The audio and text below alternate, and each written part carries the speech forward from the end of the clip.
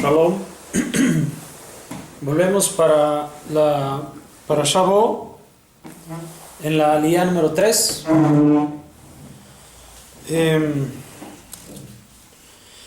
Vamos a continuar con el capítulo 10, versículo 24.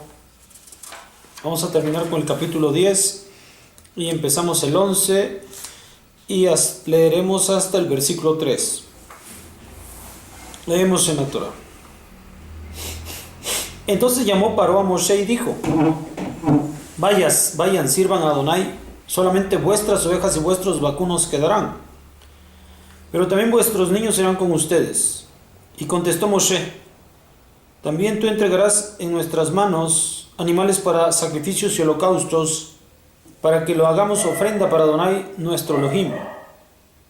Asimismo nuestro ganado irá con nosotros, no quedará ni una pezuña, porque de él tomaremos para servir a Adonai nuestro Elohim. No sabremos con qué serviremos a Adonai hasta que lleguemos allí. Endureció Adonai el corazón de Paró y no quiso enviarlos, y le dijo Paró: vete de mi lado, cuídate, no vuelvas a ver mi rostro, porque en el día que tú veas mi rostro morirás. Entonces contestó Moshe: así será como tú hablaste, no volveré más a ver tu rostro. Dijo Adonai a Moshe: una plaga más traeré sobre Paró y sobre Mitzrayim.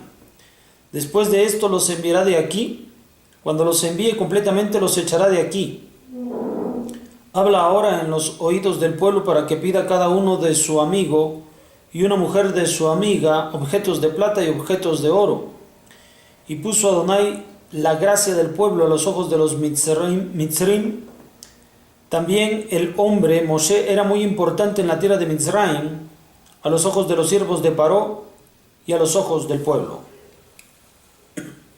Bien, la última ocasión en la que va a entrevistarse Moshe con Paró es después de la plaga de oscuridad, y con lo cual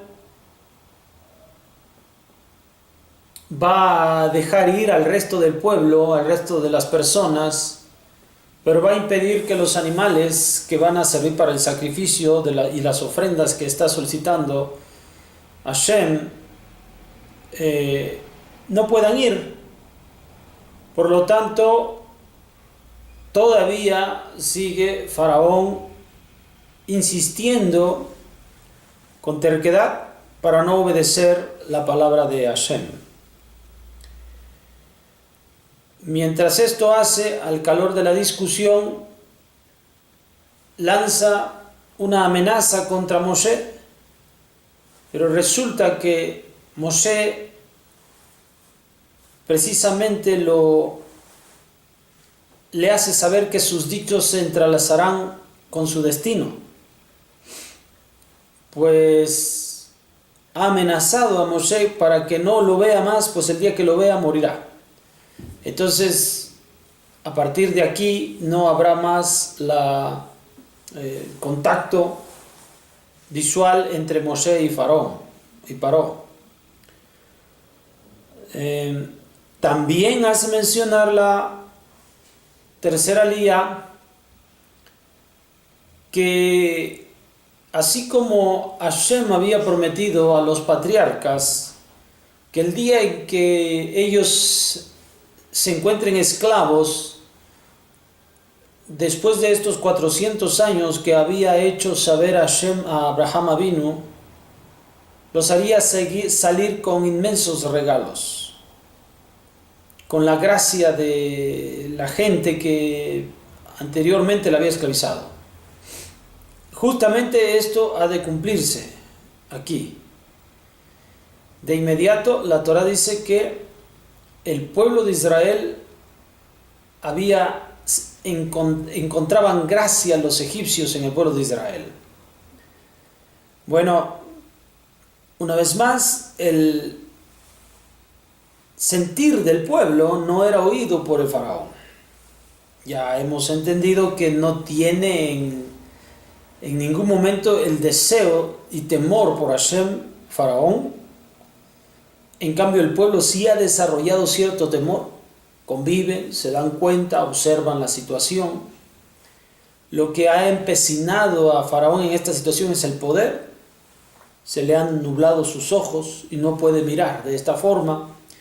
En cambio, los egipcios ya han descubierto de tiempo en tiempo que todas estas plagas y castigos que han venido sobre el pueblo vienen siendo enviadas por un Dios. Entonces ellos se dan cuenta que su Dios de los hebreos, el Dios de los hebreos, piensa liberar a su pueblo.